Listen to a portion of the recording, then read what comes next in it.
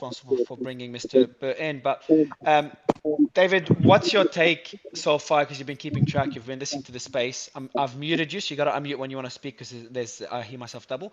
What's your take on the space, on the events so far, and how do you think regulators would respond? Because we've had a lot of regulators already come on stage, or a lot in the audience.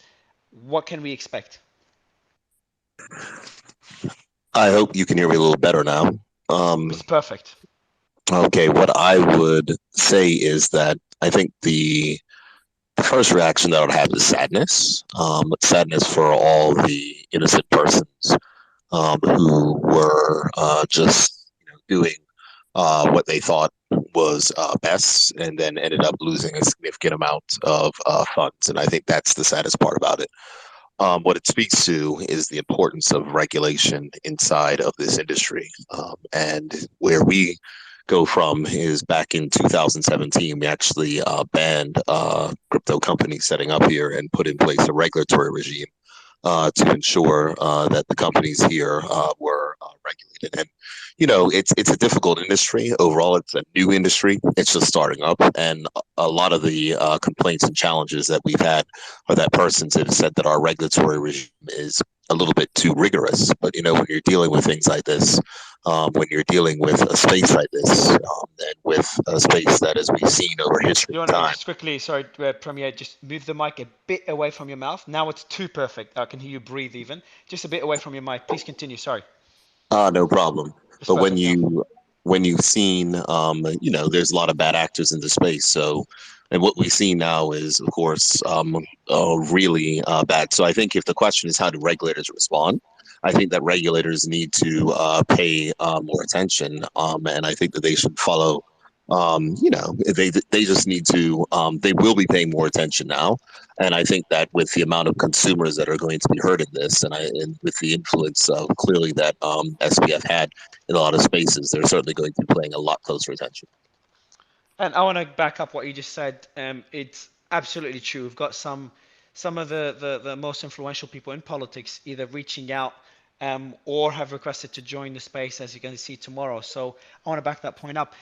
Now, we did discuss how exchanges that are incorporated or they've got their headquarters in countries that don't have solid regulations. Obviously, Bahamas is one example relative to the US, and how that allows them to do things that an exchange in the US, for example, like Kraken, cannot get away with it. How big of a problem do you think that is, and what have you done in Bermuda to prevent this beyond the ban you did in 2017? I don't mean to What I would say interrupt, is, I but can say SBF without just tweeted. Sorry. Go ahead. Sorry. I can say certainly without fear of contradiction that Bermuda has probably the best digital assets regulator on the planet, and so I don't accept the comparison that you could do things in certain jurisdictions that you can't do it in others. And I think what happens is that there's a tendency to paint all places with a broad brush, and to say if they're not the U.S., then that means that they aren't doing things to a high standard. We've been doing things to a high standard for a while, and yes, it's a new industry, and not everything is going to be perfect. But I don't think that it's fair to say that just because you're an offshore jurisdiction, your regulations may not be up to par. And the other thing is that there's certainly the regulation, but there's also the need to make sure the regulations are enforced, and that's something that our independent financial services regulator takes great pride in doing. So Bermuda has a very strict regulatory regime. Certainly, there's going to be impact from what's happening here, but I think on a broader level, what we have to look at is what are the lessons that are learned from global regulators, and how do we ensure that an industry which persons such as myself have been supporting since 2017 can grow and develop, and to actually unlock the power of what digital finance will mean for citizens around the world. I appreciate it. Yeah. I know that once. Go ahead. I Some speaker were mentioning an urgent tweet, breaking news. I think I heard someone jump in. Who was that? Yeah, so I just pinned it to the top. SBF literally just tweeted one what? That is all. I love. I want to congratulate FTX and Sam on the incredible clarity and transparency they've Yeah, offered throughout this that is entire. that is some that is definitely the most informative tweet I've read all day. Can you hear me? Yeah. Yes, Oh, we can hear you now. It made a very strange sound, though. I heard that. I heard that too. But I swear, like this is just ridiculous. And sorry to interrupt you, Edward, but um, David, sorry, this is just like like what do you mean what? Like what's the point of it tweeting this? It Maybe we'll just see in point two.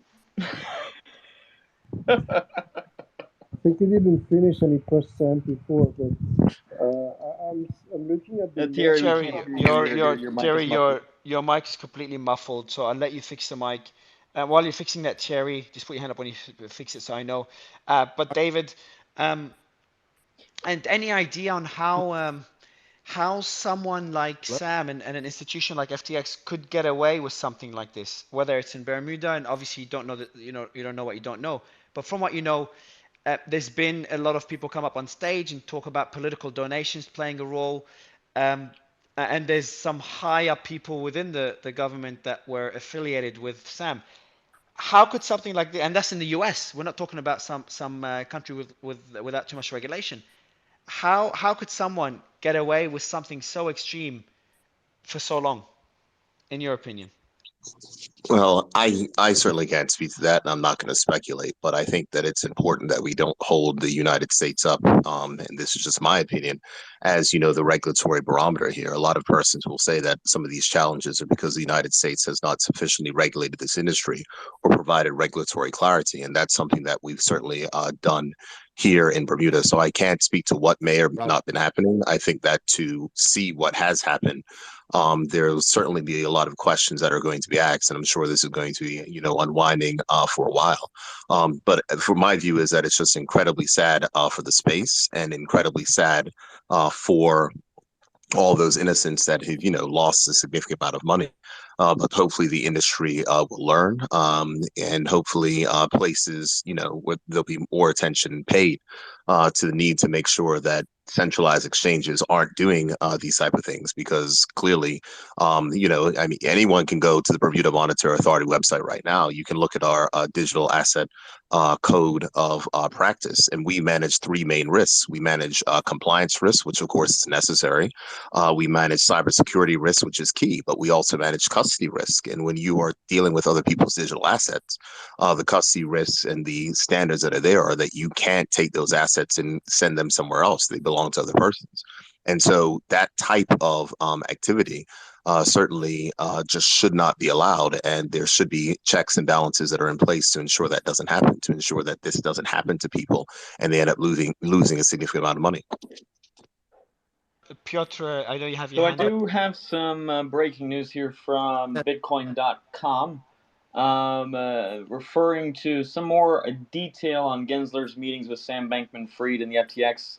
Of course, we've heard from some reports, of course, that there were his exchange meeting with Gensler to try to find legal loopholes to obtain regulatory monopoly. That's coming from the House Congressional Committee on Finance. But then we also have of course, the fact that Gary Gensler's calendar showed that he met with him in March, and then they discussed, apparently, according to the meeting minutes or the SEC meeting note, a conditional no action relief.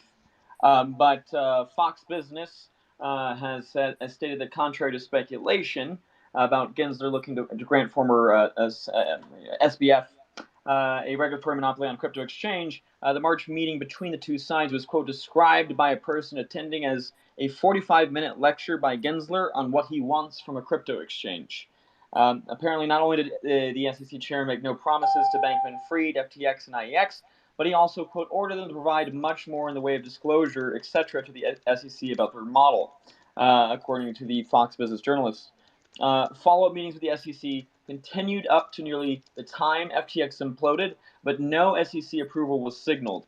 House GOP likely to hold hearings on FTX given Bankman-Fried's Democratic political leanings. By calling Gensler as a witness, might have to think twice. Sources say Gensler told Brad Katsuyama and SBF that he wanted strict oversight standards and there was no guarantee of approval.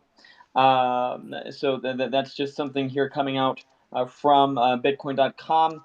And another thing too, just to mention this happening, several hours ago, of course, But Edward Snowden had tweeted out about the situation and said the White House sanctions and arrests kids for the crime of building privacy tools to protect you, while regulators were quietly palling around with the thieves who just robbed 5 million people. The difference? The thieves were big political donors. And that, and also want to, And Mario, Chet, just to sorry to cut it up there. no, go ahead, Premier's got to bro. go in 3 minutes here. I just wanted to, if you guys Yeah, had so any other Premier, last questions for him. I wanted to give you a shout out. So we have a person here, co-founder and president of Cross Tower, and she says, quote, I have a Class F license in Bermuda, and I know the Premier. They do a very solid, sophisticated regulatory framework. So just want to, give you that shout out there, and also want to applaud you for coming on stage and giving us some clarity. So that's highly appreciated, Premier. No, Mario. Thank you very much. Certainly, Cross Tower is here. We are proud of the companies that we have here. It's difficult because persons will say, "Oh, there's bigger companies in other places and all the rest." But if we're building an industry for the long term, you've just got to stick with it, and you have to make sure that you have solid regulation in place that companies that are looking to do global business can actually be comfortable with. So, I mean, we'll see where the future goes, but from our perspective, I'm just going to keep on listening. Certainly, you'll have Mick Mulvaney on tomorrow. You'll have the team, other person. We'll just wait to see what happens. But it's a very sad time. But I think we can certainly the crypto industry and the digital asset industry will recover. Lessons will be learned, and as someone, it's hard to imagine someone that was, of course, on the cover of Forbes and hearing all the stories of which you're saying about how VCs just accepted it just because he's on the cover of Forbes and different things like that. When there were so many red flags, there's going to be a lot of questions that are going to be asked on how all of this matter unfolded. But companies and countries are just going to have to stay vigilant to make sure that they protect their citizens, and that's the most important thing. Our regulators and everyone wants to make sure that citizens and investors don't get screwed in the end, and I think that's the job that all persons are going to be focused on. I appreciate it. Thank you so much, Premier. And I just want to mention one thing. Thank you so much. Thank you. And just want to mention one thing. So SBF, you've got an open invite. We've had everyone from CZ to Elon to Kraken to Ripple come on stage. But so everyone, if you want to go to Sam's